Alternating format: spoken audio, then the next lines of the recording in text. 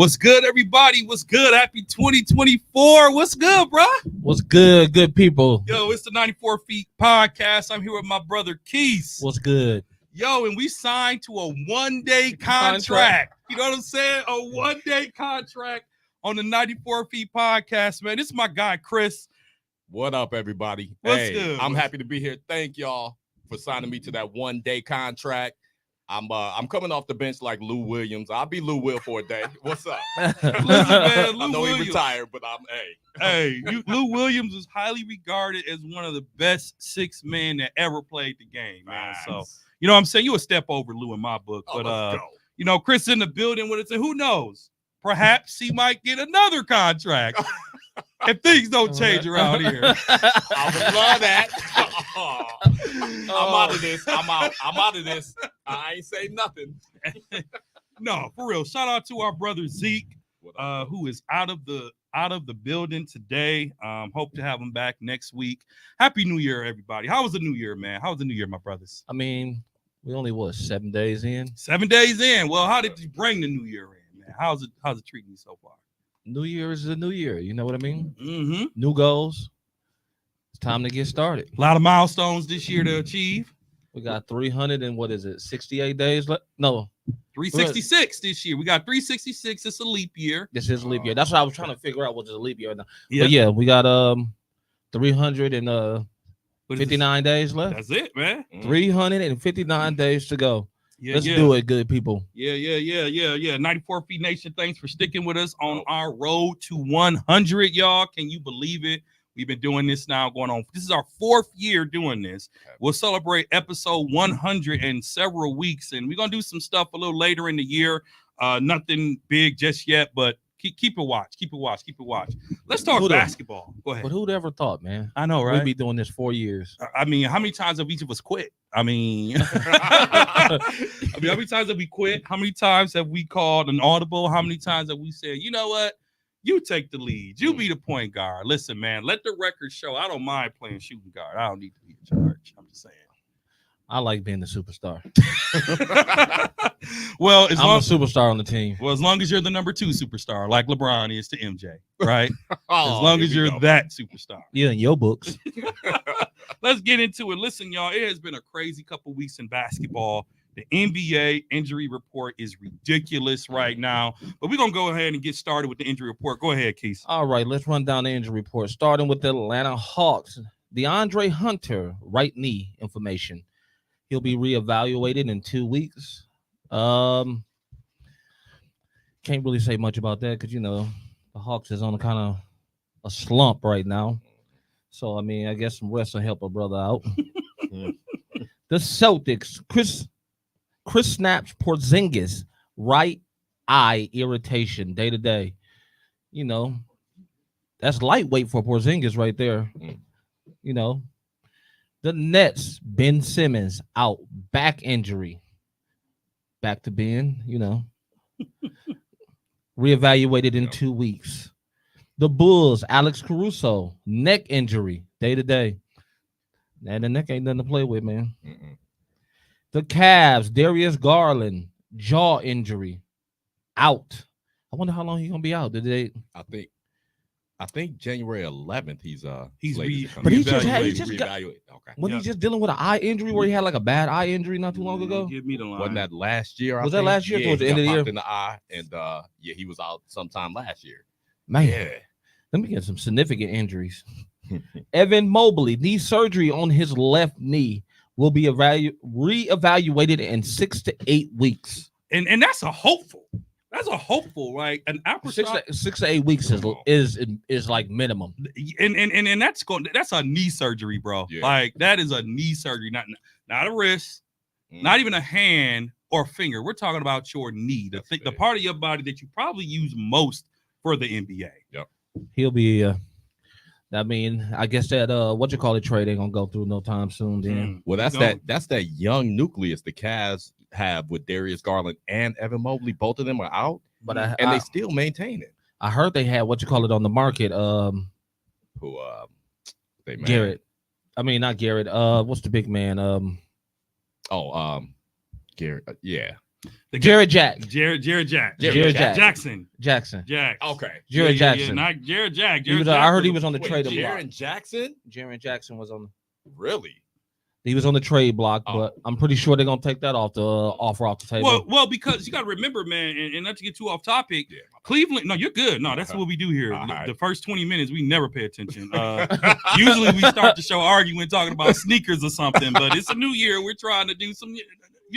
When you think about the Cleveland Cavaliers, man, they are fully aware that my man's PG, what's his name? Our point guard, Donovan Mitchell. They are very much aware that he is gone after this season. No doubt. They are very much aware of that. So they have to do whatever they can to either build around our big or find some assets to help build for the future. Because once Donovan Mitchell leaves, Cleveland will experience those post-LeBron years. I'm again. telling you, they are better off getting a trade for him That's what before it's too late. before he leaves, y'all. And he They leaves. get nothing. Yeah. We Go ahead. also got the Mavs with Luka questionable with an ankle injury is listed as day to day.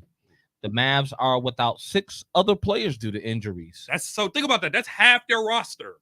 That's You half only their get- roster. You get 14, You 15. get- I think it's 12 to 14. I don't know how many of those are active, Yeah. but if you take 7 players away from the Mavericks, man, they might as well forfeit that game.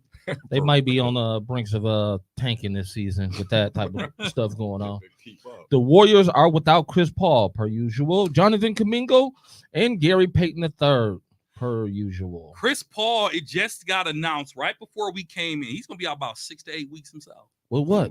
He just had a surgery. He just had a major surgery on it was either his hand, his wrist, or his arm. And he is going to be out a significant amount of time.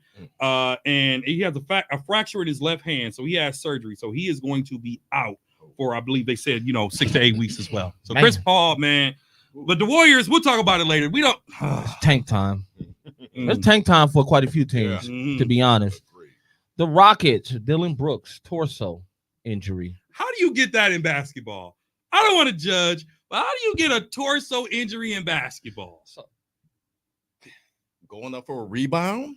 Yeah. I don't know. Well, It's like- Dylan Brooks, so I don't know. I don't know this cat what he does. did. He probably tried to take a foul on somebody. that got hurt. Exactly. Knowing Dylan. Shout out to Dylan Brooks, man. No shout outs here. Well, they didn't need him last night. Clearly. The Lakers are without Anthony Davis, per usual. D'Angelo Russell, Rui Hachimura, and Gabe Vincent, who hasn't played all season. I mean, He sips tea. The Memphis Grizzlies are wild. Ja Morant is questionable for tonight's game, while Memphis has 5 other players out as well. So they are 6 down. Yep. Tough. Zion Williams is day to day. Joel Embiid is day to day. Robert Covington is day to day. Tobias Harris is day to day. Eric Gordon is day to day. Boyo is day to day. Kevin Durant is day to day. And DeAndre Ayton is day to day. Is there anybody playing in the NBA? That's what I'm saying.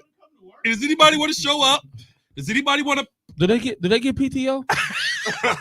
Well, they don't get PTO, but if they are, what I love about the new NBA rule is if you don't play a certain amount of games, injury or not, you're not eligible for bonuses. You're not eligible for those in-season awards. So for all these players that are out and listed as day-to-day, if it's a real injury, be injured, right? Sit down, get healthy, get well. But if you're talking about, I'm just not playing because I don't want to play, like, come on, man. This list, and I'm going to tell you, when I was compiling this injury report, shout out to Zeke, who normally does this, it's a pain in the butt because literally every team had 5 to 6 players. By the time I got down to the Memphis Grizzlies, I said, you know what? Other notable names.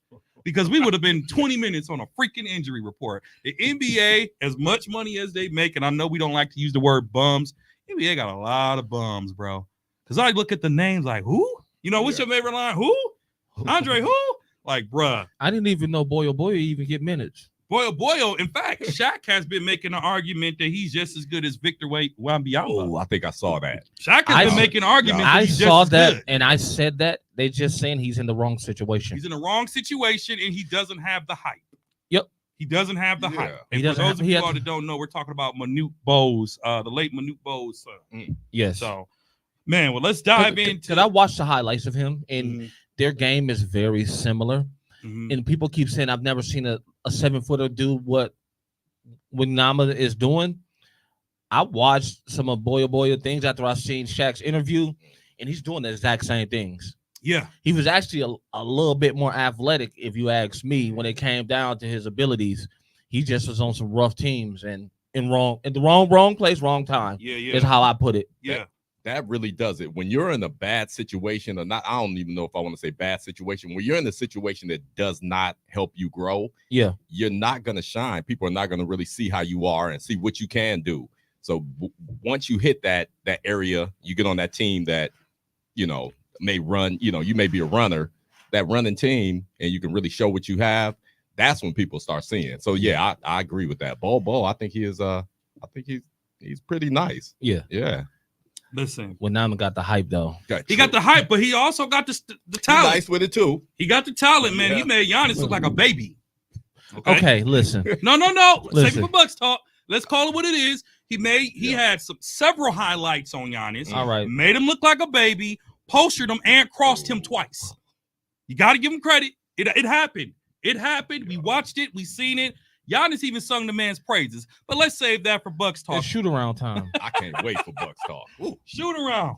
Draymond Green has returned from suspension. Oh boy.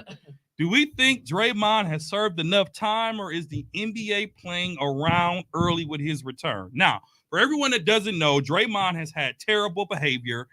He's done a lot of crazy stuff, but I think what finally got him suspended was him choking out. The chokeout didn't get him suspended. Yusuf Nurkic. Yes. Oh yeah. The issues that he had with that with that player. True. So he served 12 games all in all, supposedly went to therapy, got some counseling. What is next for Draymond Green, and does the time fit the crime? Trade plus trade equals trade. Give him a trade. Got to trade. You know what? I started thinking about this, and I have to agree. Excuse me. Let me clear my throat. I have to agree. I think they brought him back early so that he could play a little bit. Teams can see him. They already know what he brings. And then the Warriors can package a deal. They can get him up out of here. I think it's done for him. I think he's done with the Warriors. I think they're trying to get rid of him. They're trying to get what they can and, let him play a little bit, get back in the flow, and then let's ship him up out of here at the trade deadline, before the trade deadline, whatever. I agree. I disagree, because the Golden State Warriors have shown that they are very loyal to Draymond Green. They are very loyal. Steph Curry, Klay Thompson, Steve Kerr, very loyal to Draymond Green. I think, however, if you look at a timeline of Draymond's actions, starting with Jordan Poole, right, and it keeps going, you dating back to LeBron when he kicked him in the midsection, but now he's a Bron midsection lover. But whatever happens there happens. Draymond Green is the dog that you want on your team. While his actions sometimes are over the top, if the Warriors trade Draymond, they don't have a dog, right? The Warriors are almost soft without Draymond Green.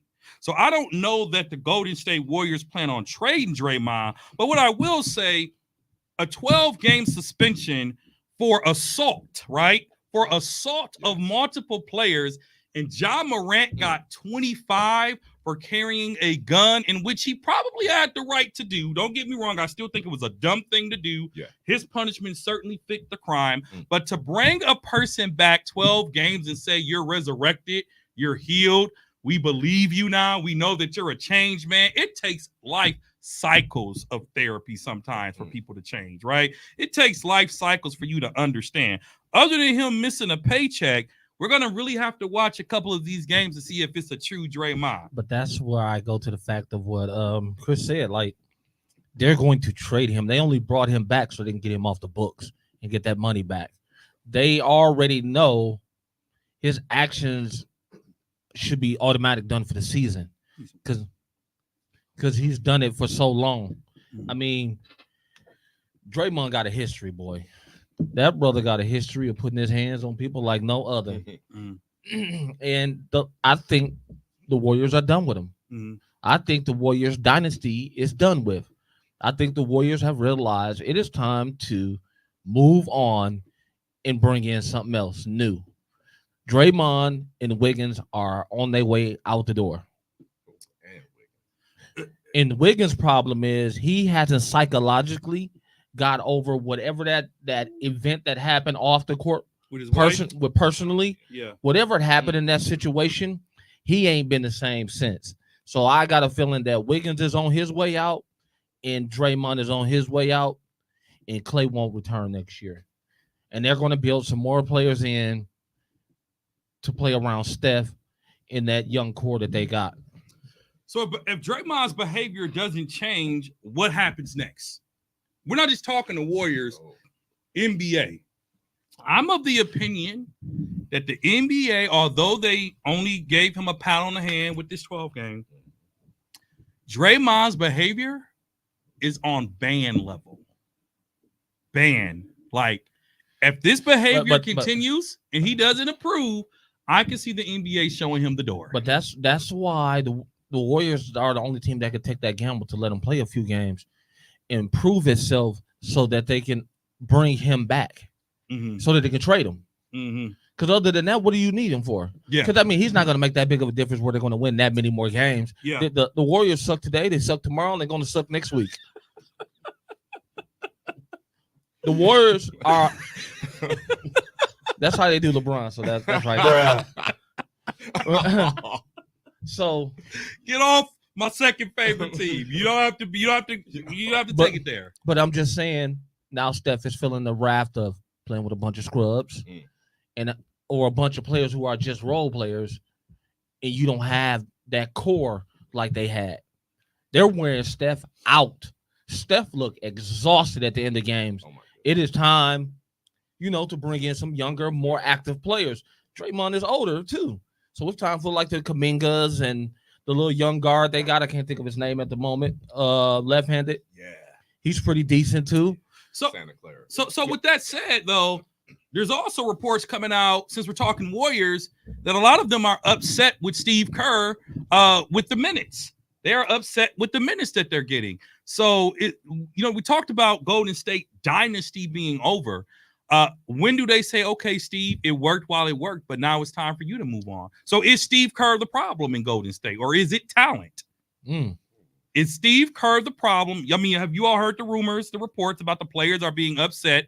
Not as bad as the Lakers, like the Laker problems, which we'll get to. Yeah. Their agents are calling the front office like, what the heck is Darvin Ham doing? Which we'll get into in a little bit. But is Steve Kerr, is it time for him and the Golden State Warriors to go their separate ways?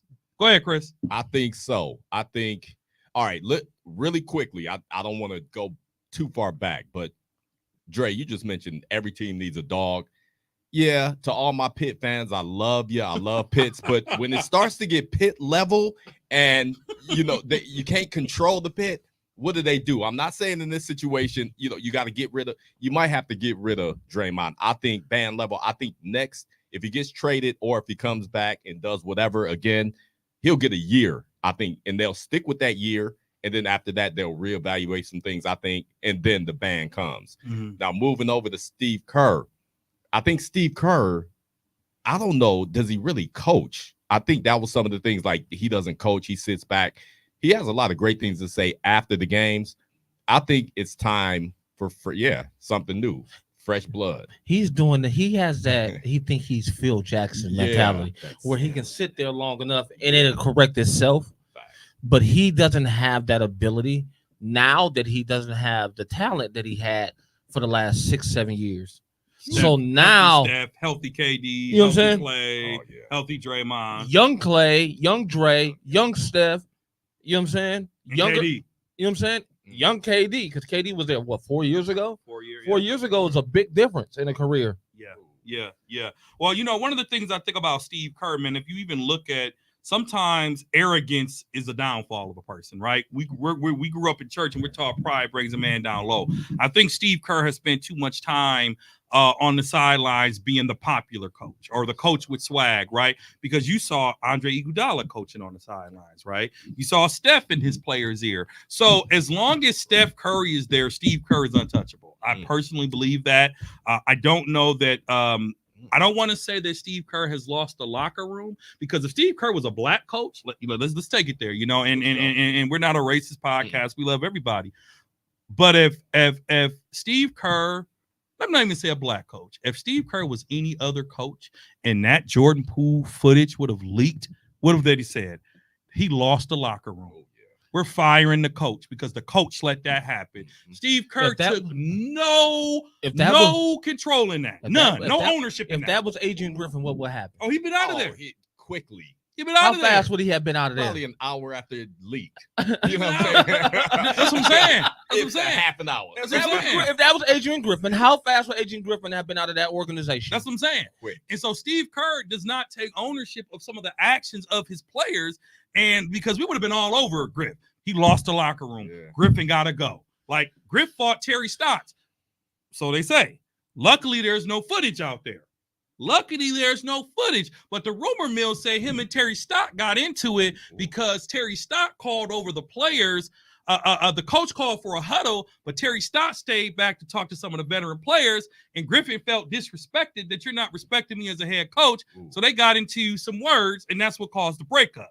Now, if had that been physical, Griffin would have been out. So I say that to say, I think in Golden State Warrior land, the issues with Draymond, the reason that Golden State has continually to deal with them is because Draymond has a protector known as Steve Kerr. Steve Kerr protects Draymond. He protects his players. And I believe in the Golden State Warriors landscape, Steve Kerr is untouchable. I hear you, Dre. I'm just wondering. So you're saying as long as Draymond is around, Steve Kerr is good to go. I'm just kind of wondering because I don't know. Steve Nash got his walking papers with Brooklyn. He should have never had it though. Yeah, he should have never had it. But also, Steve Nash didn't have the resume that Kerr got behind him to back him up a little bit. You know what I'm saying? Those four championships back you up a long ways compared to Steve Nash coming in and he got nothing. But I can bring up a name, Mark Jackson. That's all I'm gonna say. So Mark Jackson pissed off the wrong people, man. Mark Jackson, if he goes back and he repents to Dr. Jerry West and he admits that he was wrong for putting him out of practice, and taking that hard tone with Dr. Jerry West, all will be forgiven. See, in the landscape of Hollywood, just like Milwaukee a little bit, just like kind of nonprofit tone. We got insurance here, man. We got employee insurance. This desk so close to my elbow, it might be broken. Sabotage. What's up, bro? Man. Injury report for the 94 Feet podcast. Andre Douglas with a torn rotator in his elbow. It just keeps on going. But Mark Jackson, in my opinion, I think we give him too much credit for being a good coach. And we give him way too much credit. I ain't mean to bring him up. Mark Jackson. We give him way too much credit. Yes, he helped Golden State, but so did Phil Collins help the Bulls. But Doug Collins. Phil Collins, one of the greatest singers of all time, so I confuse that. Phil Jackson is the one that delivered the rings, right? Rudy Tomjanovich had the Lakers. Okay, Byron Scott had the Lakers and got the death stare from Kobe and was gone the next day. Right. Phil Jackson brought the rings. So coaching matters. Jordan didn't deliver those rings until Phil Jackson showed him how to master the triangle offense. Coaching matters, right? Steve Kerr, Klay Thompson didn't learn how to play off the ball until Steve Kerr taught them that. So let's not act like Steve Kerr didn't bring a level of coaching to the Golden State Warriors to help them win those 4 titles. Now, they were fouled for going out and getting KD after KD was fouled for going there. But didn't they have a winning record before the Steve Kerr came in there? They had a playoff record. They had 44 and 38 and 46 and something, I'm paraphrasing, but they weren't considered dangerous. until Steve Kerr came, and they continued to build their team to the draft. That's real. So That's what you feel? I said what I said. You said what you I said. said what I said. Moving on. Woo! Brace yourself, America. Don't even do it. Don't be that guy today. The Los Angeles Lakers have lost 10 games and only won 4 since the in-season tournament. Are the Los Angeles Lakers defenders or pretenders? Reports also indicate that Darvin Ham is at odds with his players, Okay. and agents are calling for agents are calling the office. What the heck is he doing? My clients are not happy. This is a two-part. Hold up. We're gonna let our guest go One first on second. this one. This is a two-part Lakers question. What do we make of the Los Angeles Lakers? Because once they hung that banner, it's like the Lakers quit. And I'm gonna go ahead. No, this is your team. Let's let our guest go. Go ahead, first. Chris. Look, Go ahead, Chris. all Go ahead. I want to say about the Lakers is, that the in-season tournament championship, okay, cool. Yeah, ever since then, I don't know what happened. They just, I don't know, the bottom dropped out, and it just seems like that was their championship. LeBron is still going hard doing this thing, but I don't know. They're missing AD again. He's hurt. AD gets hurt a lot. I know That was their championship. Hachimura is hurt. Like, a lot of their players are hurt. Hachimura, he's hurt. I don't know. I just don't see. I don't see much out of the Lakers. They don't scare anyone. They don't have a dog, I don't think. I don't know. AD and LeBron together, I don't know how much longer we can talk about that. Darvin Ham, if Darvin Ham would have waited 1 year, he could have been the Bucks coach. 1 or 2 years, he could have been the Bucks next coach. I saw what was happening. He left, did his thing over there. He's doing this thing with the Lakers, but I don't know. If he lost the locker room in LA, that's just tough for me to imagine. I mean, I know it's out there, but he just seems to me like he's a hard nose. He just wants the best for his players. He gets at you if you're not, giving it your all. If they don't like that, then okay, let's package a deal for some of these cats and get them up out of here. I don't know. That's how I feel. The Lakers don't have a lot of assets, though. The Lakers don't have a lot of assets. The Los Angeles Lakers have traded their whole future. They've traded the whole future. They have nothing. There is nothing attractive to the Lakers, not even Anthony Davis, not even LeBron James. Because the only thing that makes LeBron attractive is the fact that you might get Bronny James. So LeBron can still contribute to a team. Yes, but there are not people lining up to trade for Anthony Davis because he's too inconsistent. Facts. You've said that. I have to. You blame Anthony Davis more than you blame LeBron. Okay, first off, since you want to go there, let's get on these Lakers. First off, they are pretenders. I'm gonna go there. Okay. The Lakers. Wait.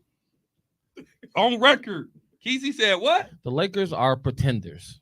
What?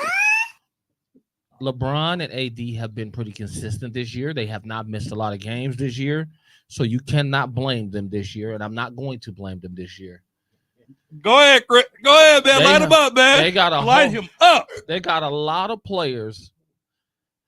AD and LeBron have to have shooters, right, in order to be successful. They got a lot of players who are inconsistent shooters.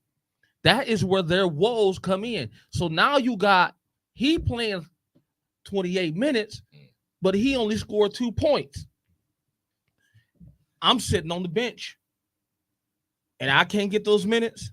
Some of the minutes to try to bring us a couple more buckets here and there. So then that's where Darvin Ham is having his issues with his rotations because he's giving players who ain't producing too many minutes. So where was the point where this happened? Because they won that in-season title, and then They've been doing it all season. They just got lucky for a few games. Okay, it was luck. They got All lucky. right. Oh, they were 9-0. They didn't lose one game in in-season tournament. I just said they got, but that's LeBron's wheelhouse. Tournaments, that's his wheelhouse. That's where he's playoffs. That's where he is the most dominant. When it comes down to big games, he's dominant. But if he don't have a supporting cast, and it just so happens Cam Reddish had a good tournament, Rui had a decent tournament, one game. So each player had a decent game in the tournament. So that's what helped them with LeBron's thing. AD played really well too, though. I can't lie. But he hasn't been injured as much as he normally is. The Lakers, and I watched the Gil Arena, and he said it perfect. LeBron need to get a garbage bag, take it in the locker room, and put all those trash players in that bag and take them out. So LeBron gets a pass, is what you're saying. LeBron hasn't changed. He hasn't changed in 21 years. As you notice, if you don't put the right stuff around him, they're not going to succeed. It's just plain and simple. He did make a comment to say his son could play for the Lakers now. They probably could. Right now, he probably could with the way they play. You got, what's the dude name? Hashimura? No, the other dude with the dark skin dude with the dreads. Taurean Prince. Taurean Prince taking 11 threes a game. Whoa. How in the HE double hockey stick is Taurean Prince taking 11 threes? Do you see why some players might be getting upset if Taurean Prince is taking 11 threes, but he's averaging like 4 points a game? What's Austin Reeves doing? Like, wasn't he their man? He was just Austin Reeves. He's doing this thing. Is he keeping things together? It's Darvin Ham's fault because he put him on the bench. Tried to make him like they're something to come off the bench. They're 6-man. Yeah. You paid him all that money to come off the bench? No. You paid him to be in that starting lineup with LeBron and AD. They fit together. Those three work together. Mm-hmm. You just got to figure out those other two that go along with them. Yeah. And D'Angelo Russell is not consistent. Yeah.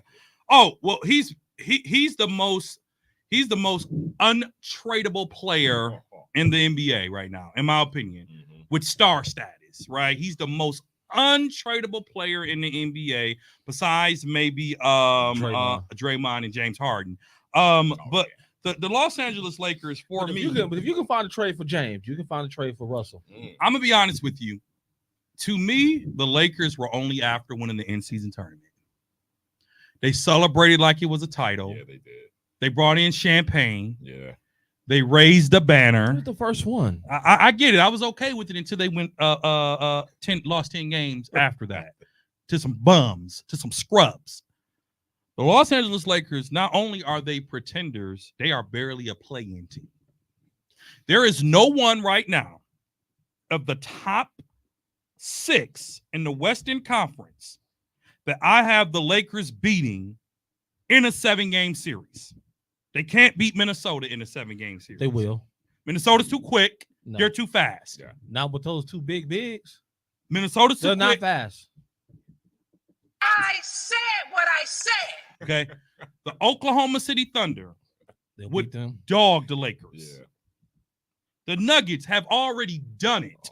It's a repeat of last year.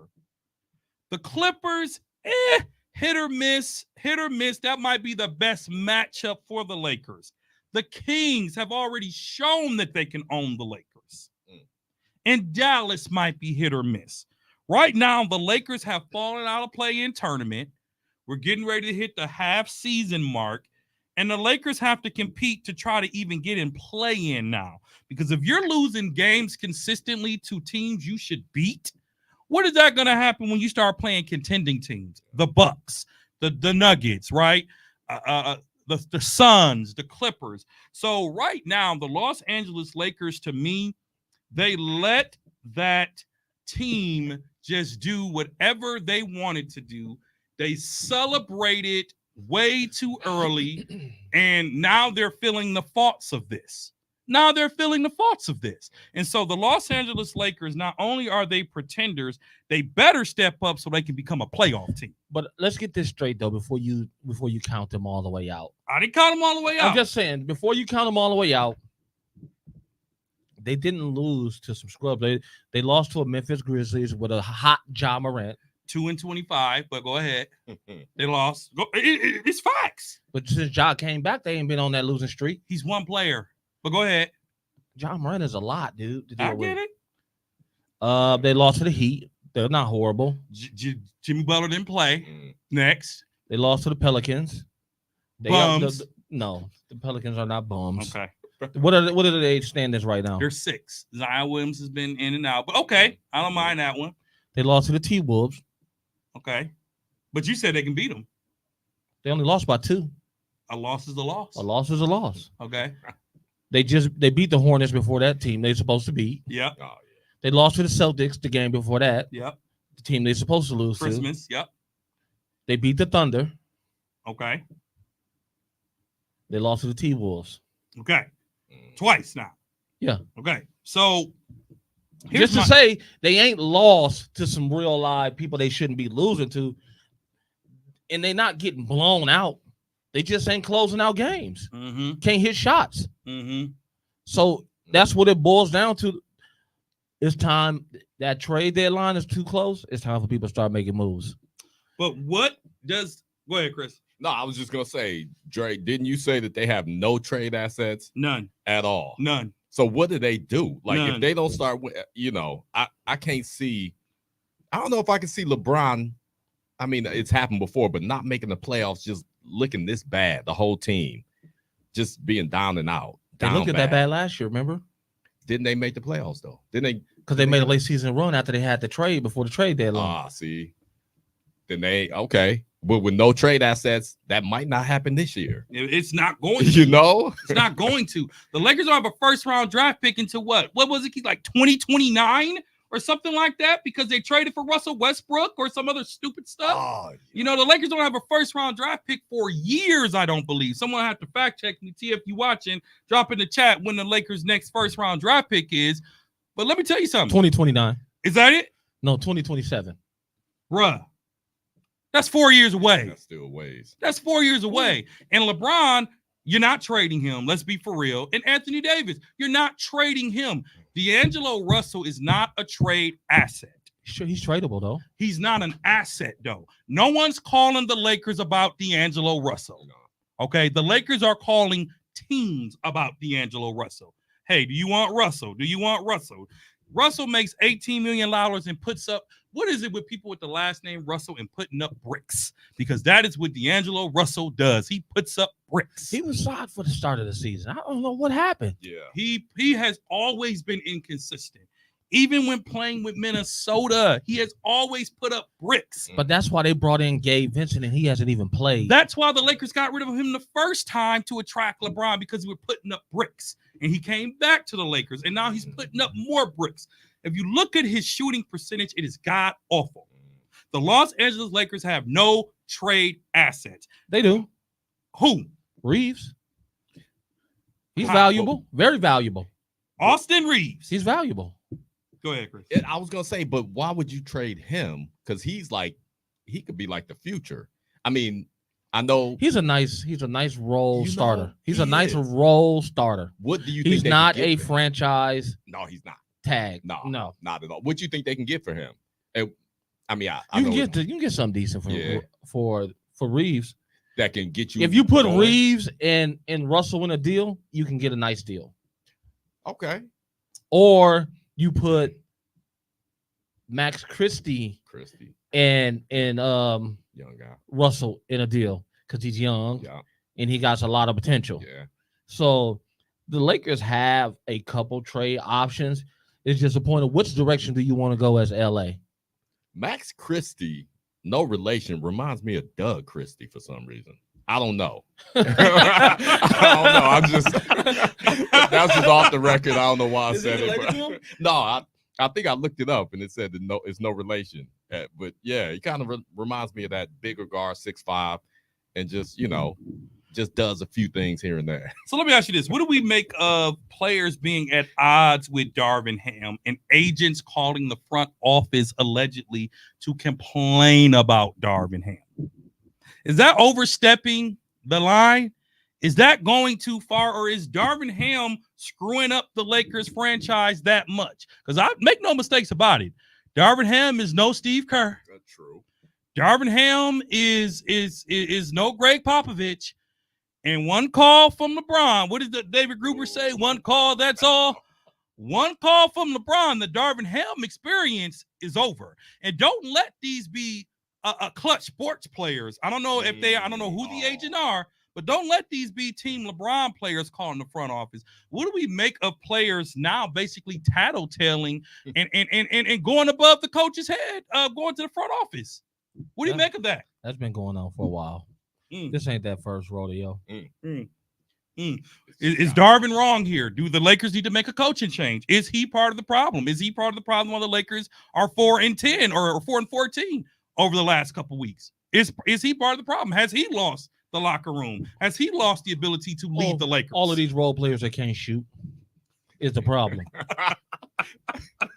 Taurean Prince, every time I think about it, and I seen that Taurean Prince took 11 threes in a game, That's tough. I couldn't believe it. That's tough. Yeah. I can get he's a 3-and-D guy, but 11? That's tough to come back for it, and you only scored 2 points that game. Yeah.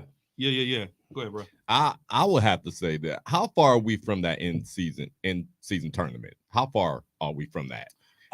In-season tournament ended around December 9th and 11th. So we're about a month out. About a month. It was all good a week ago. You know what I'm saying? It was all good when they were winning and doing that. I think the injury bug kind of got to them a little bit. Darvin Ham got them into the playoffs last year. They won the in-season tournament this year. And now, a few weeks down the line, everyone's now hurt, calling their agents to call, I'm not getting my playing time, whatever. Injuries play a part, but I don't think you can turn your back on Darvin Ham yet. I think you got to give him some more time, at least to the end of the season. Then we'll see what happens the rest of the way from this point. And then after that, we can decide what they need to do. They already made their bed, like you said earlier, Dre. They made their bed with some of the trades that they had. They have nothing to give anymore. All these people that they brought in that are non-shooters, that's them. That was their call.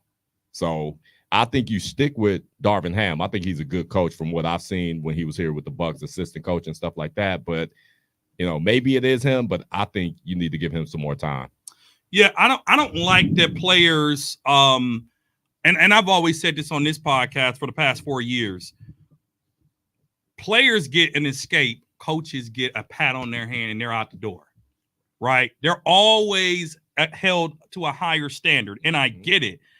Darvin Ham, for me, you can't overlook that he took a play-in tournament Lakers to the conference finals. They got swept, right? He took a hobbled Lakers to the in-season tournament to win the championship. It's a championship. Whether we like it or not, it's a championship, right? He took them there. If you don't like your minutes, then ask to go somewhere else. There's a reason why Darvin Ham is trying things out. But what I will say, Darvin, 4-14 since the play-in tournament is not okay. And you better fix it. Fast. You better fix it. You got about 2 weeks. Because LeBron To go James on winning streak or has a year or two maybe left to play. And if he goes down on this tanking or sinking Lakers ship, Darvin's going to go down. Because LeBron James, unless he's injured, LeBron doesn't have losing seasons.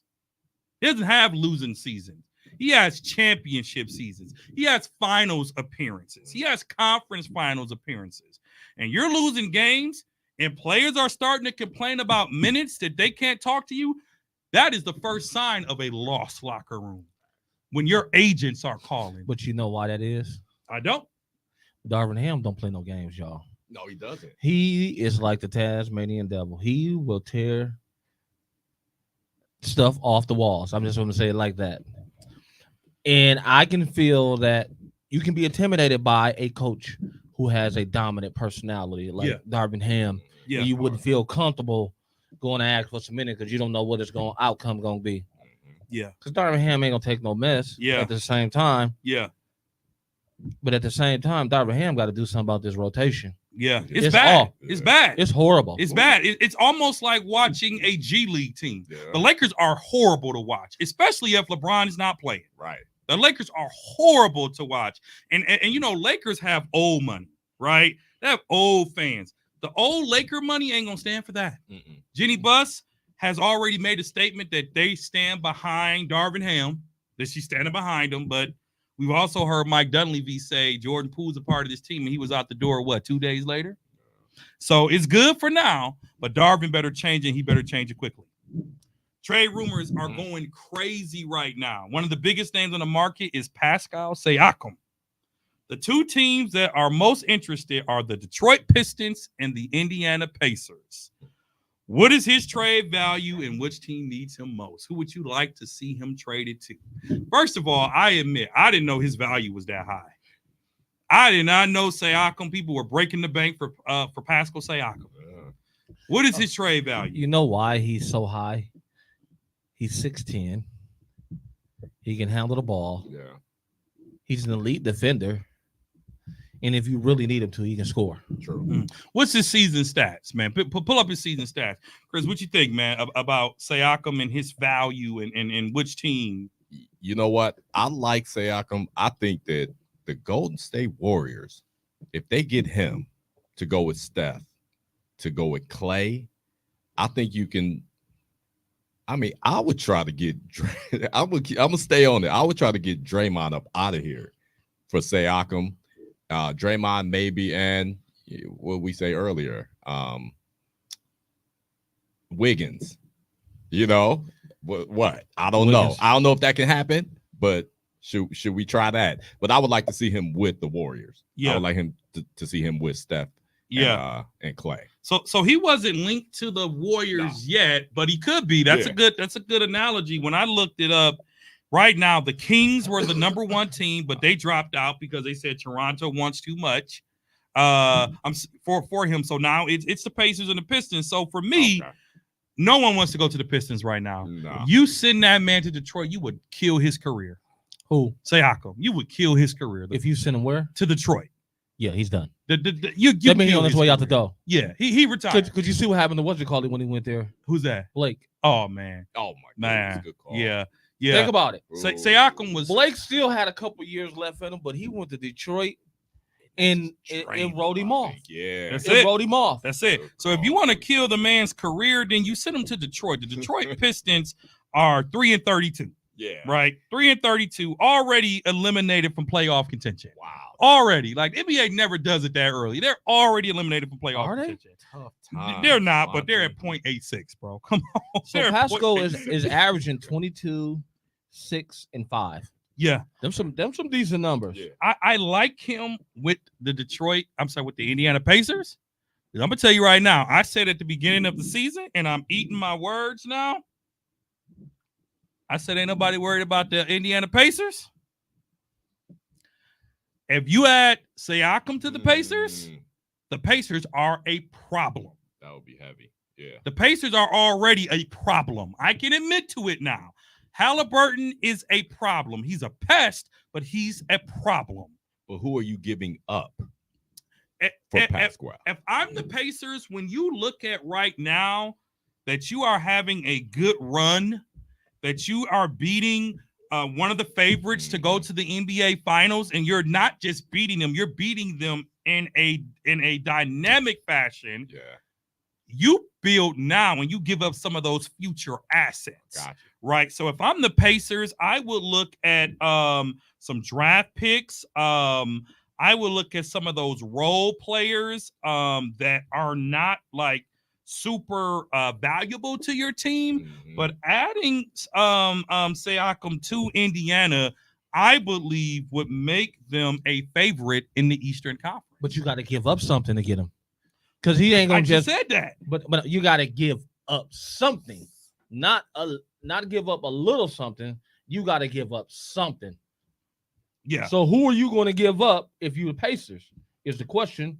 You giving up Buddy Hield? You got to. They've been trying to give him up for months. Yeah. So that's okay. But if you're Toronto, are you going to take Buddy? I would. If Siakam wants out, I absolutely would. I'm going to take Buddy. Buddy's a shooter. Yeah, he is. And Toronto needs help scoring. Yeah, he shoots. They need a shooter. He I shoots. would. 31. But he doesn't shoot a high efficiency. Here's the thing.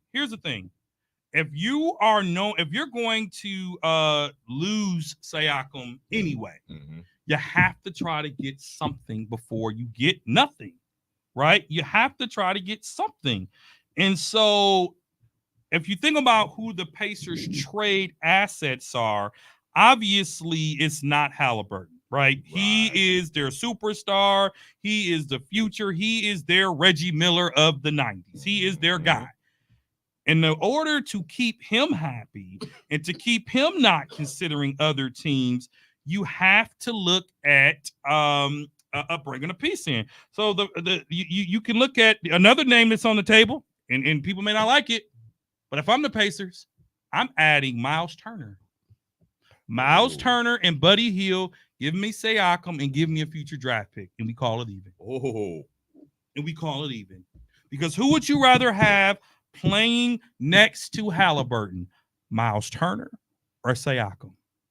I'm taking Siakam. I'm taking Miles Turner. Chris, what's your commentary? What you got? I'm gonna have to keep Miles Turner. I'm thinking of giving up someone like, I don't know, like Obi Toppin and possibly I'll give up Toppin and Hyde. Yeah. I'll give up Toppin and Buddy. Mm-hmm. Okay. But to give up Turner, that's a lot. Yeah. Not for Siakam, it's not. To replace, that's a lot. Turner does a lot in their victories. And him being able to stretch the floor as a 5 is big for Halliburton. He makes it easy for Halliburton because their pick and roll is through them. Yeah. Mm-hmm. That's a good point. Mm-hmm. Think about it. Because if you help out on Halliburton, either Turner's going to slash because he can finish at the rim, or he's going to pop and he's going to shoot it. Yep. And he shoots at a high clip from the 3. Mm-hmm. Or if you drop and you take Turner and you get Halliburton that space, he'll shoot it. Gonna lock it down. Yeah. So you're not letting go of Miles. I'm keeping Miles Turner. I got to keep him. He's the big man. He's the center, and he's gonna do everything that Queese just said.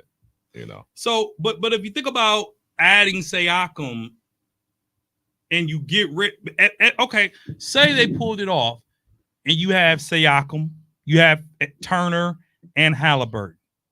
Now you got a problem because Turner and Siakam sort of play the same position: power forward, center. No, you put Siakam at the 4, you put Turner at the 5, and you don't believe none of their stats are impacted by playing on the same team. The 2 of them? Yes. No. How, Keys? How? What do you mean? They're the same player essentially. I'm gonna say it. They're the same player. The only difference. Go ahead. Chris, go ahead. No, I think that someone is going to some scoring is going to drop off for one of them, whether it's Siakam, whether it's Turner or Halliburton. I mean, it's not going to be as fluid anymore with those 3. If those 3 were there, I think it wouldn't be. It would be kind of like a clogged up lane. Yes. Then they would go from being small to now the Bucks. You got the problem is what people don't understand is Siakam has never been a player who needed a play call for him. Siakam has never been the player who the offense was built around. Siakam just the type of player who fits in where he fits in. He doesn't have a problem with that. That's why he has stats across the board. Think about it. And he can shoot from the 3. He's not great, but he can shoot it. He also can handle the ball and take some pressure off of Halliburton at points. You know what I mean? When Halliburton goes to the bench. So they got some young players to go along with that. If Siakam want to get his money when Halliburton goes to the bench or Turner goes to the bench, or the vice versa. When he goes to the bench, the other players step up. It would make Indiana more dangerous if you brought him in there. But I don't see Indiana getting him. And I like Halliburton, but I think that hype is going to die down in a minute. You think so? I think the hype is going to die down in a minute. I like hit wonder. I like him, but I just don't think he's as good as everybody making him seem to be. So you think it's going to catch up with him, and he's going to because my only thing is he's not flashy. True. He's not lightning quick. That set shot ain't gonna continue going down for him. It ain't gonna. And that set shot, he got so slow. It is though. At some point, that off. Yeah, they're gonna figure it out. Yeah. Sometimes it take them a season or 2 to figure out a player, and then they just fall off the map. Yeah. But we shall see if he can continue to do what he do. I commend it, but I just don't see it. He's better than I thought. Well, He's doing better than, like you said, You like know? Chris said, he's doing better than I expected him to do. I didn't expect And I'm it. just I don't see it being a longevity thing. Mm, I see it being a temporary thing to me. okay. he is a thorn in Giannis' side. That's for sure. He gets under Giannis' skin, so he's accomplished that. So it'll be interesting to see what happens with Siakam. But moving on, the Orlando Magic have announced that they are planning to retire Shaquille O'Neal's jersey. I should have been did that. Mm. Is Shaquille O'Neal deserving of a jersey retirement of the Magic? Chris, go ahead, bro. Absolutely. So the Magic, the inception of the Magic was at 89. Shaquille came in 92, right? Before Shaq got there, the big attraction was Disneyland or Disney World, my bad. Shaq came, and for those 4 years he was in Orlando, playoff team, or he took them to the finals in 95. All-star. Bulls. Beat the Bulls. Yes. Took them to the finals. I think averaging 27 a game, 12 rebounds. Like, he brought all the numbers. He brought the fans out to Orlando. Before he got there, wasn't really, much going on there. Yes, it is right to retire this man's number. Superman should be retired in Orlando. 32. So here's my take before Keys goes on. I am very selfish when it comes to retirements. Very selfish.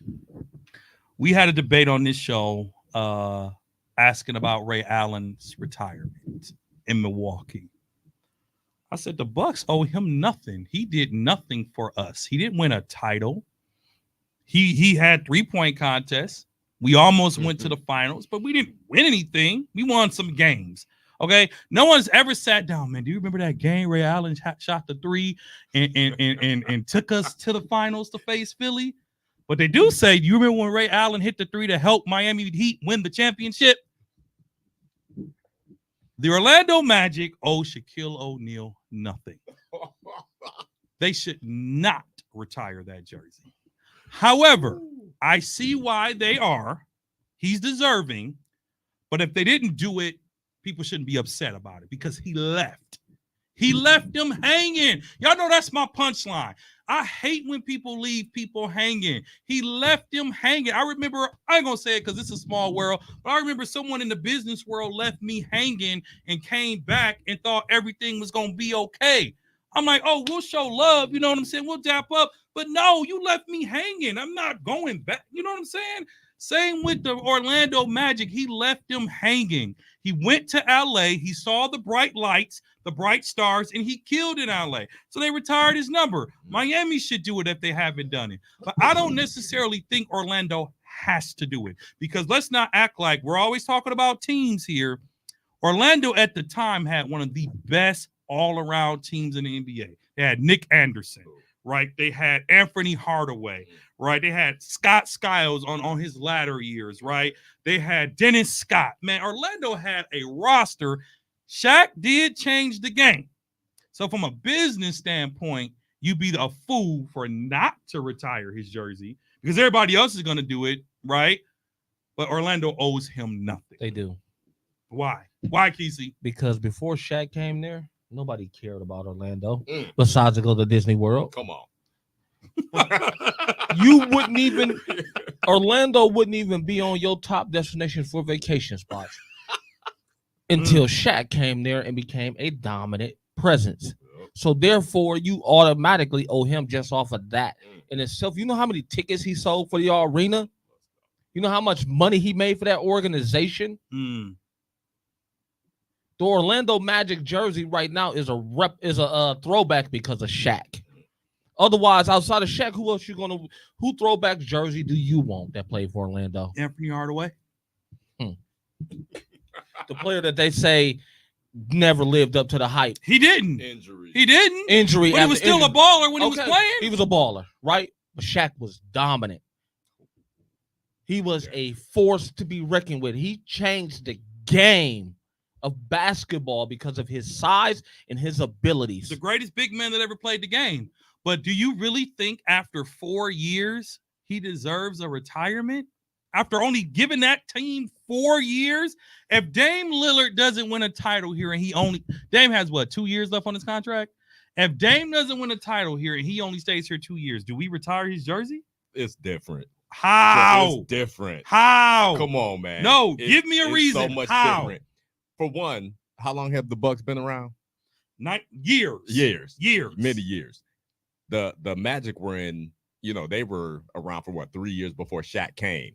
Nothing was going on. They didn't have anything to go off of. You're an expansion Shaq, team. Expansion. There you go. Mhm. Shaq brought it all. I think you got to. And then on top of that, took them to a title, or took them to a finals. They didn't get the chip, but he took them there.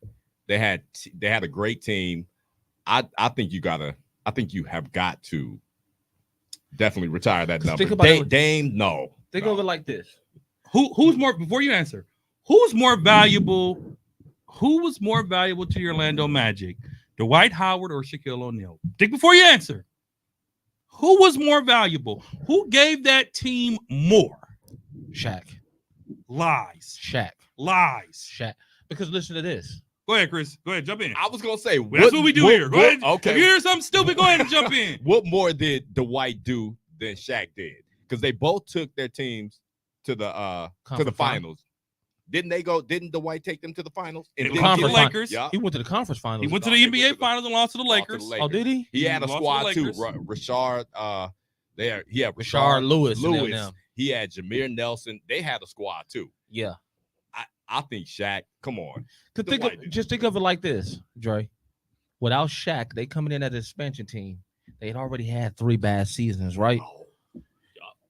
Do you think they still exist right now if Shaq didn't come in and have his presence on that franchise?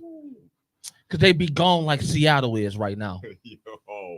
Vancouver. Yep, The Grizzlies. exactly. They be gone like the Grizzlies. They be Vancouver Grizzlies. They be gone, and they be gone like the Seattle Supersonics. Yeah. Here's They why. be out of here. There would have never even been a Dwight in Orlando. Here's why I say that. Shaquille O'Neal. No, don't do that. Don't do that, man. That's real. Give me a round of applause on that. You're my guest, okay? Let's Pipe down. Chill out. You know what I'm saying? No. You know, we're gonna give Kesey an applause if we can get the button away. Listen, Dwight Howard, though, and I'm not, to all the people in America listening, to Chris, to Markeith, to Zeke, to Terrence, to Tone, I am not saying that Dwight is better than Shaq, but Dwight's contributions to Orlando compared to Shaq's were way better. How many years? How many? Let me get there. Dwight Howard, while in Orlando, delivered 3 Defensive Player of the Year awards. 3 while in Orlando. Okay. Dwight Howard averaged a near triple-double while in Orlando. Nearly every season that he played for the Magic were a playoff team. Nearly every season that he played with that team. The only reason he left was because of his feud with Stan Van Gundy. Now, what I'm saying is if you're going to retire Shaq, you dang sure better retire Dwight Howard because he made the Magic relevant again. How long was he in Orlando? He played most of his career until he got older, but he played in Orlando 8 seasons in Orlando before he was traded around the league. Okay. 8 seasons in Orlando. He played 8 seasons. and they got no championships. Shaq went 4. They have no championships. He No doubled conference. up on Shaq and still did not get a title. He did. He got all those Defensive Player of the Years, or whatever, and didn't. He didn't get a chip. I don't think. Not with Orlando. Not with Orlando. No, Mhm. not with Orlando. Mhm. And then where is Dwight going now? That's a different story. He You know might what not. I'm He saying? might not get. That's a different. He might not get no retirement. You know what I mean? I'm just saying. I'm being real. He might not get one because of all the stuff that's going on with him. Listen, Yeah. I'm going to say this. Orlando, is it a worthy thing that they're doing? Absolutely. Is Shaq the all-time greatest? Yes. But I don't think anyone loses sleep if they don't retire his jersey. Is he worthy? Sure. But I don't think they owe him that. They do. I don't. He He kept left. He became great. He was great before he left, but he went and been great somewhere else, and then he went somewhere else and been great again. He was a record breaker. He was breaking down rims. Yes. So if you're so this is what I'll say. Orlando, retire his jersey because he's a once in a lifetime player, not because of the contributions he gave to the team. Because there were none. There was. Besides relevancy, what? There wouldn't be no Orlando Magic right now. Okay. He gave them a chance to extend their life expectancy. Okay. Because when most expansion teams come, if you're bad for the first 5 years, 9 times out of 10 they move you.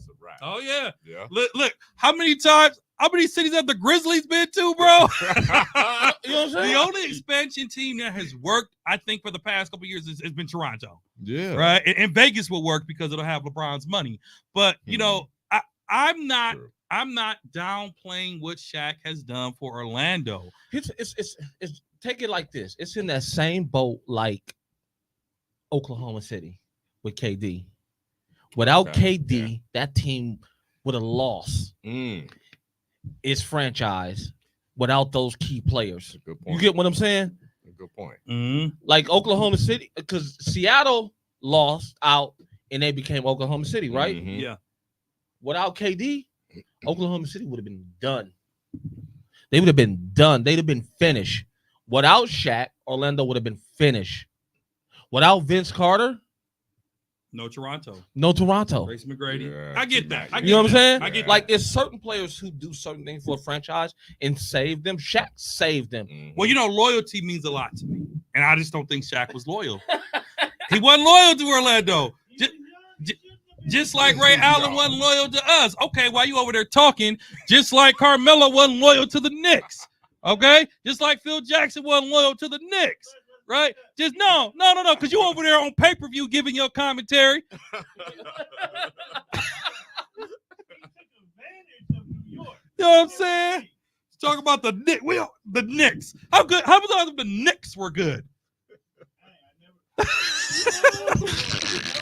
Oh, the shots are fired. And Chris is here with this Cleveland Browns hat on. Like, what are you trying to prove wearing that Cleveland Browns hat, man? See, I was gonna say LeBron loyalty. He gave, he was loyal to the Cavs. He left, went to Miami, did his whole thing, and then came back and got him a title. So Dre, I see what you're saying about Shaq never bringing the title home, but I don't know if LeBron came back, didn't get the Cavs a title. What would we not retire his number? I don't know.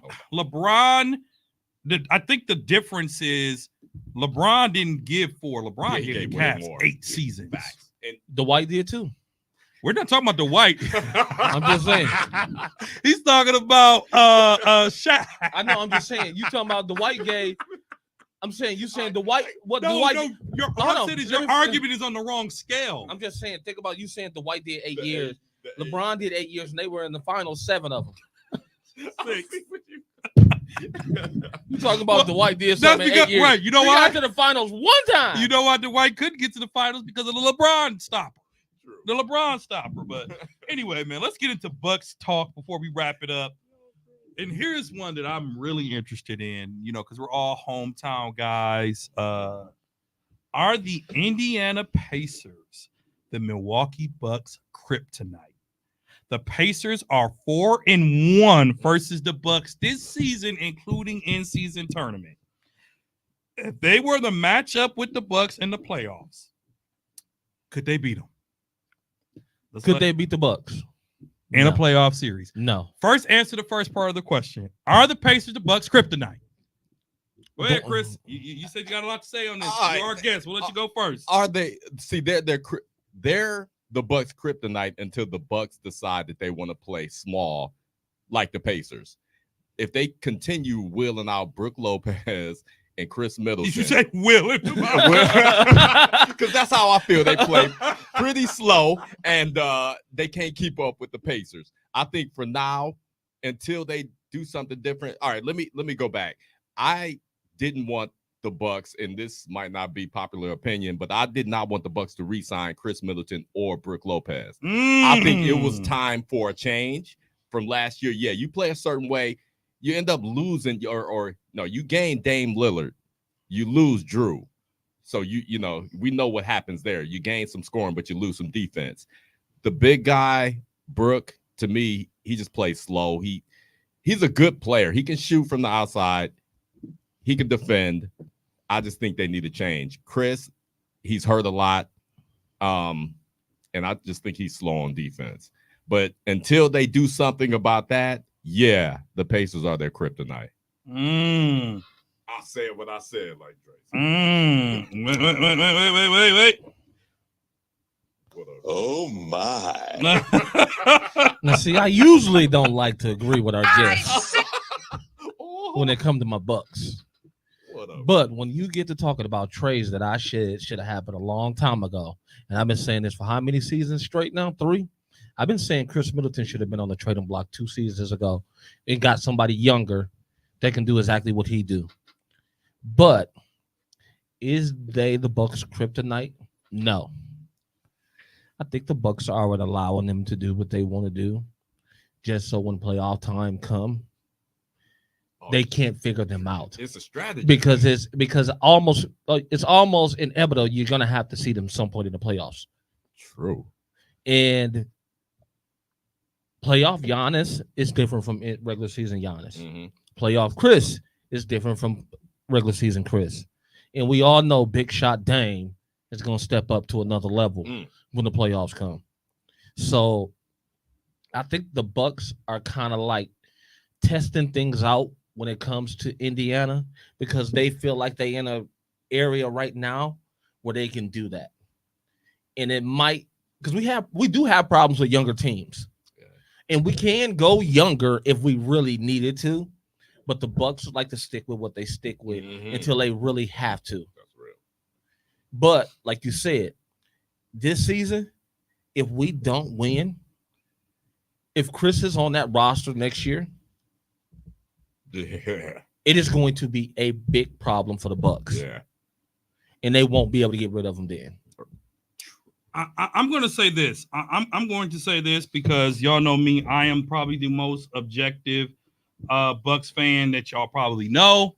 A long-time season ticket holder. When they're playing great, I say they're playing great. When they're playing trashy, I say they're playing trashy. The Milwaukee Bucks. We know you always season ticket holder. You said it on every episode. We saying as long as y'all know. As long as y'all know. As long as y'all know who the real poster child is. So the point is, are they the kryptonite? Absolutely. Absolutely. We did not take the Miami Heat serious last year. Look what happened. The year before that, I'm not going to count that because it was Boston. The year before that, we swept Miami. The year before that, we didn't take Miami Heat, and they beat us. The Milwaukee Bucks have to absolutely take the Indiana Pacers series. So your theory is that this is all a plan is stupid. You should not have said that. That was not one of your best lines. Okay? I said it was a theory. It's a terrible one. Okay, so I'm going to give you a minute to take it back. I didn't say that it was 100%. That's what I'm going to give you a minute to take it back. I'm just hoping that's what they're doing. Well, thank you for saying hoping because that was because Giannis was offended. He was offended how Halliburton was laughing at them on their home court.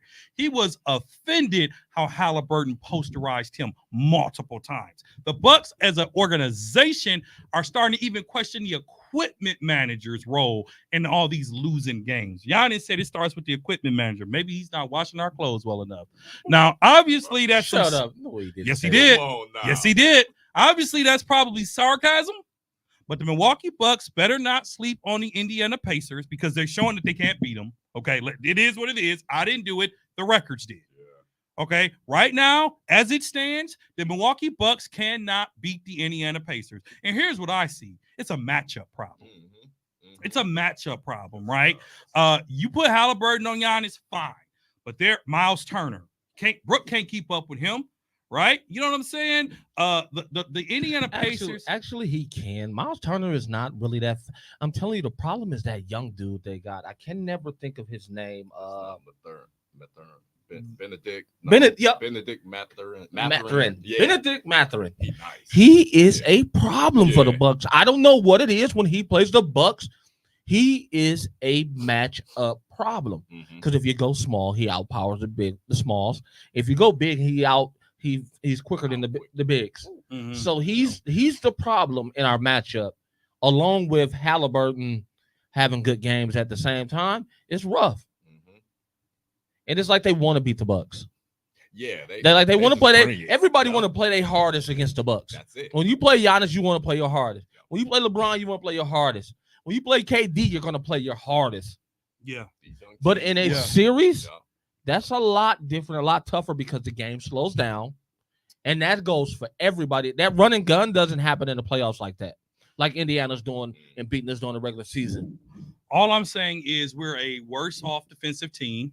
Yes. We don't have we score. Yes, we score, but we're letting the Pacers put up 140 points, 130 points, while Dame scores 13 and Giannis gets a double-double, and Chris Middleton maybe shows up to work. If this happens in the playoff, in your words, adopted from Shaq, the Milwaukee Bucks are barbecue chicken. The Indiana Pacers are not a team right now. I'm not saying that it can't get better, but we should be very concerned about a matchup against the Indiana Pacers in the playoffs. The Bucks are losing. Did we lose to the Spurs or did we actually steal that one? We beat the Spurs. We lost to the god-awful Houston Rockets last night. The Houston Rockets. So hold up. Sometimes the cradle rock that way, man. It'll rock, and it's rocked 4 times for the Pacers. Okay. And if we get in the playoffs and we have to match up with those Indiana Pacers, it might not be the outcome we're hoping for. Okay. That's all I'm saying. Now we have hold up. We got half a season to fix it, Keys. Okay. We got half a season. I get you. But don't knock the Pacers and their ability to score because they ain't only put up numbers on us. They put up 150 on the Hawks, 140 on us, 140 on the Okay, Knicks. wait. Go back. The Hawks don't have Giannis, don't have Dame. Next. Come on. They put up 140 on the Knicks. Okay. Who also just did a ridiculous dumb trade. We didn't put that on the docket, but what were the Knicks thinking trading their talent for? I don't even know who they got, but talk about rebuild, but that wasn't smart at all. 144 on the Hornets. Without a little man.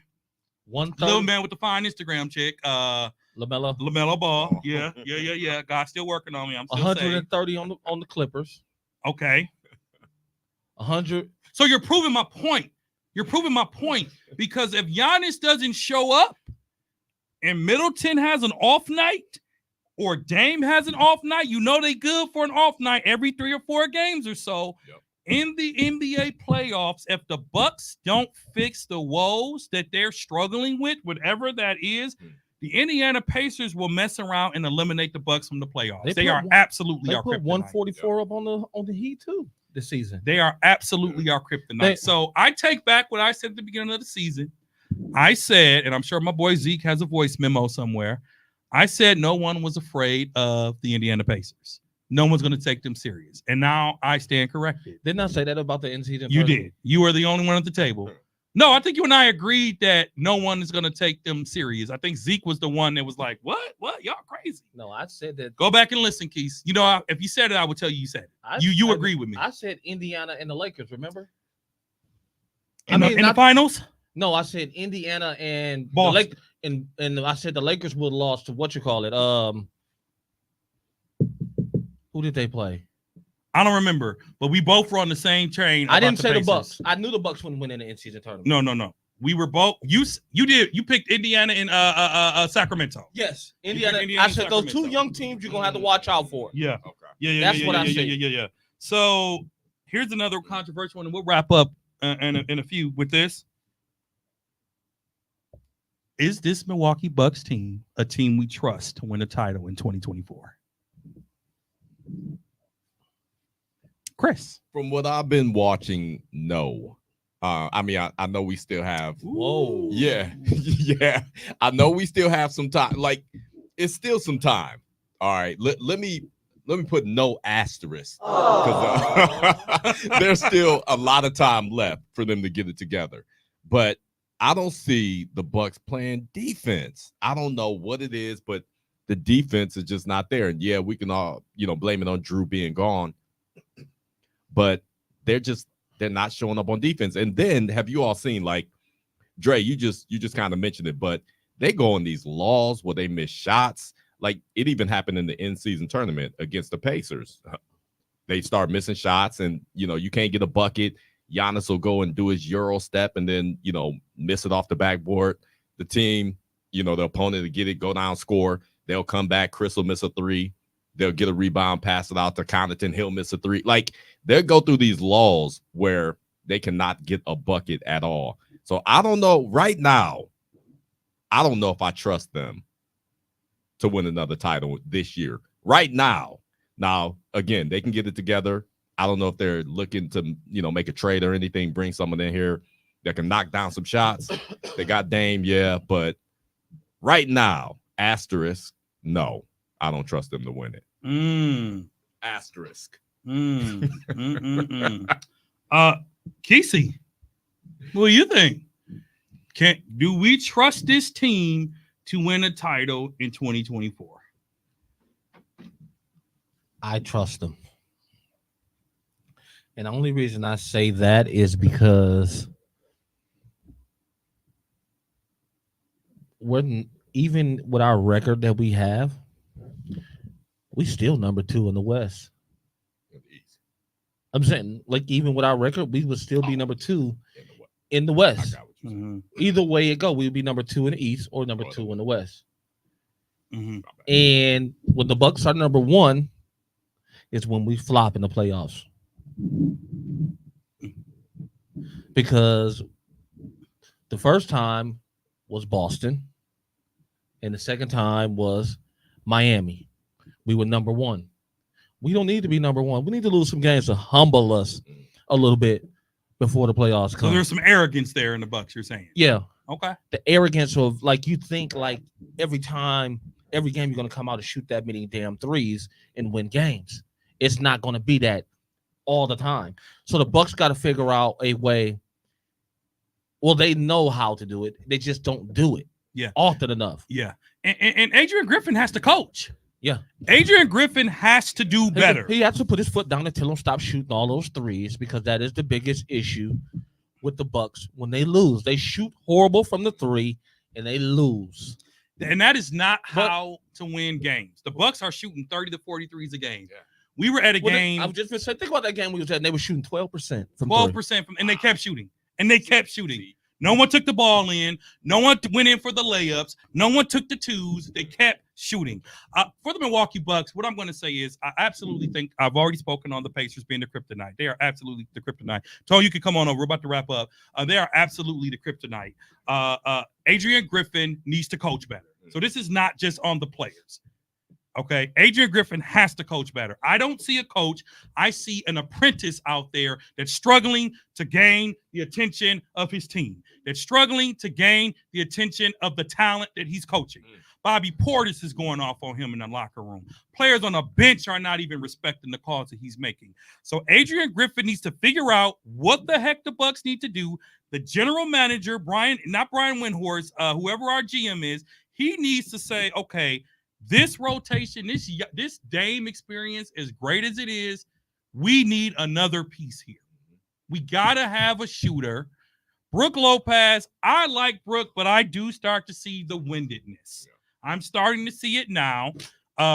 Brook is a killer on defense, a killer, but the offense is the issue. But the defense, we were ranked right before the Christmas break, like 21 or 22 in defensive efficiency. That is god awful for a team to try to win a championship. So do I see the Bucks in the 2024 title right now picture? Absolutely not, because the Bucks can barely beat the Pistons. They certainly can barely beat the Boston Celtics, and the Eastern Conference has changed dramatically. It's a changing of the guard. I want my Bucks to win. I am a hardcore Bucks fan. I will get on this podcast and say, yes, I will pick the Bucks to win it all. Double injury, Jesus, man. Yeah. You know what I'm saying? And so I will say that, but the Milwaukee Bucks, it starts with the coaching. So before we wrap up, man, we have a guest here, Chris. Me and Kesey just gonna throw out some random basketball questions. One answer, that's all you got to do. We'll throw out some questions. You just give us an answer. Okay. All-time favorite NBA player. All-time favorite NBA player. I'm gonna have to take it to New York. Allen Houston. He's a shooter. Allen Houston. I'm Wow. man. And a lot of people are like, who? Pistons. He You played know for the him? Pistons. Yeah, Tom. Yeah. Yeah. But yeah. I used to be a shooter, and I just love just the way he just, he can shoot. Most overrated player in the NBA. Right now, Right or now. ever? Right now, most overrated player. Who? I don't know. I'll probably have to say Halliburton. Halliburton. You know what? Dang, that's a great question. I might have to go with Halliburton. Okay. Current MVP. Current MVP right now. Yes. Let's give it. I don't want to say. Let's give it to Luka. Wow. Let's give it to Luka. Wow. He's got them kind of there. Wow. Right. I don't know. NBA Finals prediction. NBA Finals prediction Today. right now. I'm gonna have to go West. Denver Nuggets. Mhm. I'm gonna have to say they're gonna get back in, and the Celtics and the Nuggets. Who you got? But I'm hoping that the Bucks can get it together and be there. Who you got winning it? Winning it all. Winning it all, I'm gonna say Denver again.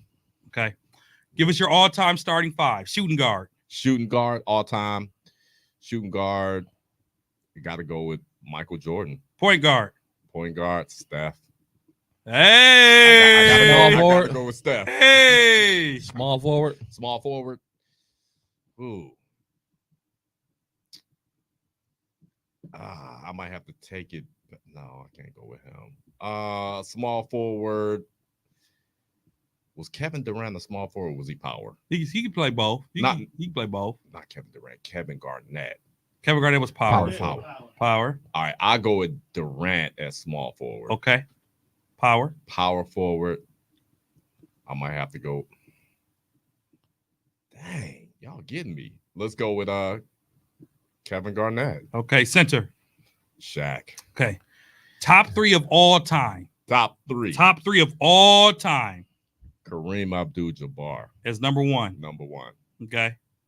Michael Jordan, Okay. Kobe Bryant. Okay. 4 and 5. 4 and 5. Yep. Shaquille O'Neal. 5. This is great. Oh, This is very interesting. Oscar Robertson. 6. What is going on? This is 6. Wait. 6. Uh-huh. 6.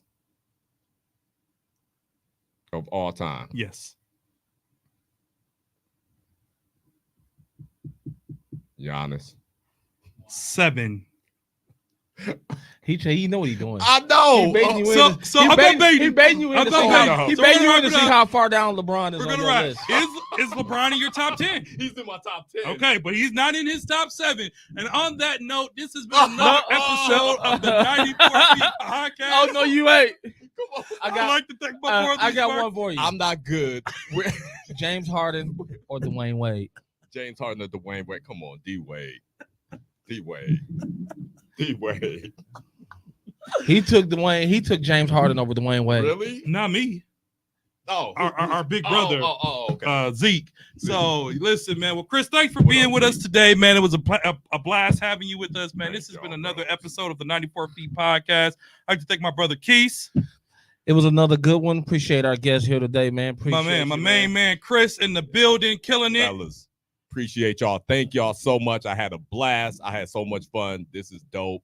Let's go. Yeah. You can listen to us on all streaming platforms, wherever you can download your favorite podcast. My preferred is Apple. Kesey being an Android man and all. It could be Spreakers. It could be Amazon. It could be any one of them other garbage ones. Sorry, Or Android. it can be in my car. Sorry, Either way Android it go. users. I'm sorry. Let me stop doing that. You can listen to us pretty much on any podcast network, including our iHeartRadio. We're also on iHeart Podcast now too. We're on social media, TikTok, Instagram, Facebook, and at 94 Feet Podcast. Agree with us? Probably not. This has been the 94 Feet Podcast. Hey, y'all.